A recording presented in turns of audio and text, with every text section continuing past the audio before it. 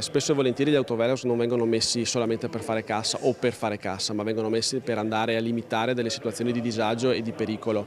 Anche noi come Fara avevamo guardato di posizionarne uno lungo il tratto provinciale che attraversa proprio il paese, però ci siamo bloccati proprio per questo impasse, per questo buco normativo per la quale insomma spero che il governo intervenga dando un'indicazione specifica e chiara in maniera definitiva, perché non si può continuare a vivere in questa situazione. Un'impasse normativa che Mario Conte, presidente di ANCI Veneto, continua a segnalare al governo come una criticità da risolvere quanto prima e che di fatto lascia i sindaci da soli a prendere decisioni autonome, come Paolo Frena, sindaco di Colle Santa Lucia, che ha riacceso il Velox sul Passo Giau. È fondamentale quanto prima risolvere l'annosa questione tra omologati e autorizzati.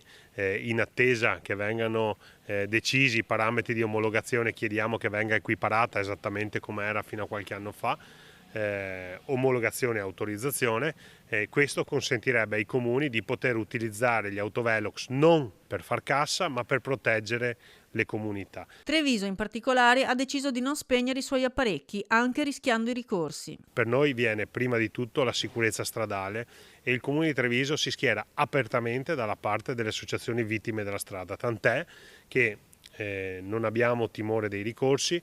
I nostri autovelox vengono utilizzati esclusivamente per limitare la velocità in quelle strade maggiormente trafficate come può essere la tangenziale, quindi autovelox accesi, e coloro che percorrono le strade comunali a 180-200 all'ora è giusto che vengano sanzionati. Un appello al Ministero forte e chiaro per non lasciare gli amministratori vagare nel vuoto ancora. Per quanto riguarda la posizione di ANCI è quella di lanciare un appello al Ministero di far chiarezza nel minor tempo possibile, proprio per restituire la serenità ai sindaci di poter utilizzare nel modo adeguato quelli che sono gli autovelox. Nessuna volontà di far cassa, totale volontà di proteggere le comunità.